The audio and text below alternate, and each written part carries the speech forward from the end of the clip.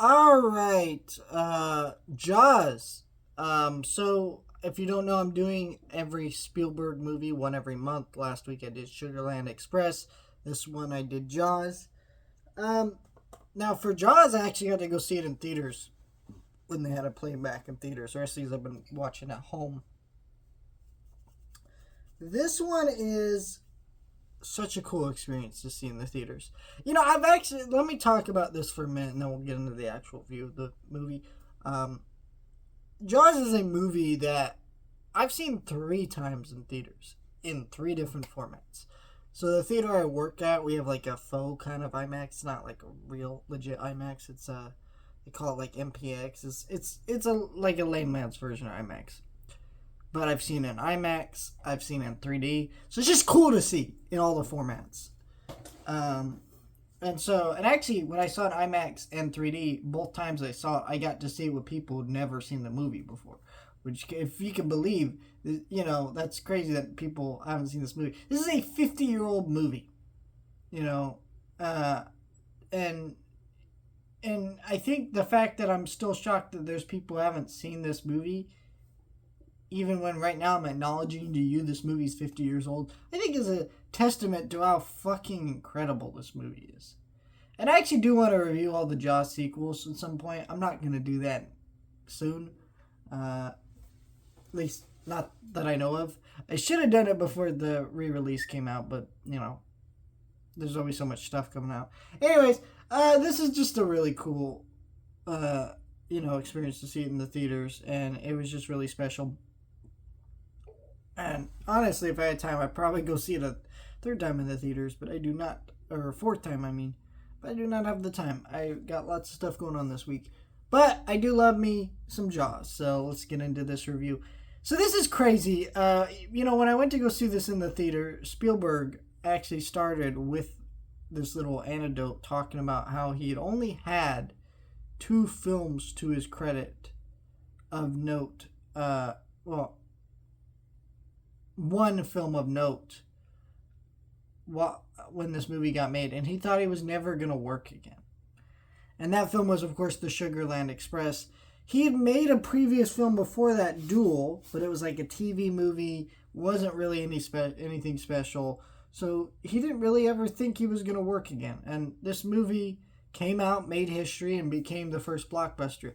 And part of the reason it became the first blockbuster is people don't realize this about Jaws, is that when movies used to come out, they used to play like indie movies do. So you'd have a movie like play in LA, New York, and some of these big cities, and then it'd make its way to smaller cities over time. So you couldn't just go to the theater and see the same movies the rest of the country was seeing, which actually made way for a lot of viewings of older movies, from what I understand. Uh, because a lot of the movies would play longer because of the fact that they didn't get the new ones as quick. And so, but Jaws was the first time the whole country could go see a movie together at the same fucking time, which is crazy. Um, and so it made history in that way, and it made history by defining the thrill of what a blockbuster can be. But it's kind of crazy watching it because it's so different from what blockbusters are. Blockbusters aren't usually, you know, movies with these quiet moments and sitting with characters and literally just living in the moment. That there's that scene where Chief Brody, you can tell, is just stressed out by everything going on with this shark, and he asks his little boy to kiss him. He's like, "Why?" And he's like, "Cause I need it." You just feel the weight on this man's shoulders with scenes like that. Scenes like that aren't in blockbuster movies now. So it's kind of this movie that is like,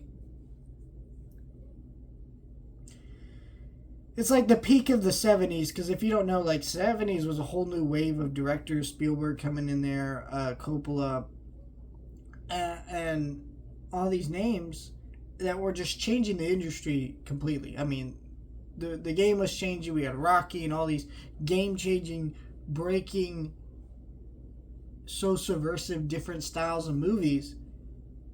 and it's just so, and so, you know, but there's still that old way of filmmaking in the movie.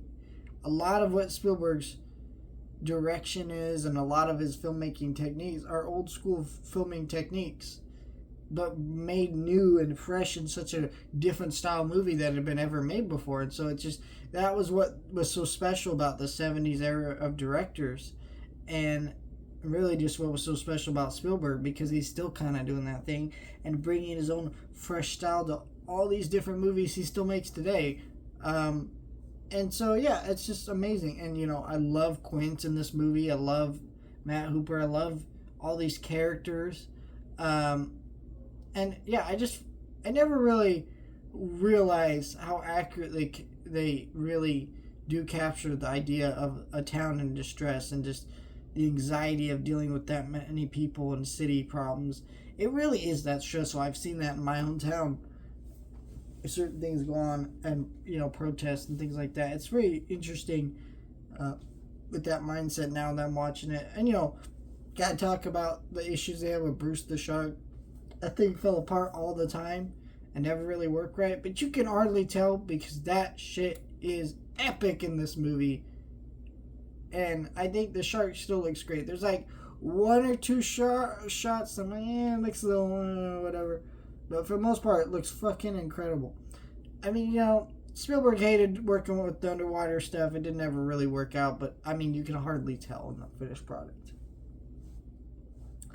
And, you know, I think what's really cool about this is that I love this story. I guess the people who made Waterworld, they called Spielberg and they're like, hey, you shot Jaws in the water. Got any advice? He's like, yeah, don't do it. Which is pretty funny. Of course, they didn't listen. They had all kinds of issues. Yeah, I don't know. Jaws is just an incredible movie. Of course, and last thing, I always got to mention this: the amazing fucking score from John Williams. The score to this shit is epic. I mean, just 3 simple notes, and it's so fucking effective. Just, yeah. It's Jaws. What else can you say about this movie? I could go on for hours praising this movie, you know. It's a movie that I watch once every year, sometimes multiple times a year in this case. I mean, 50th anniversary, kind of hard not to want to watch this movie multiple times. But it is just a movie that, you know, this is a movie I see multiple times a year. So, let me know your thoughts, like, share, and subscribe.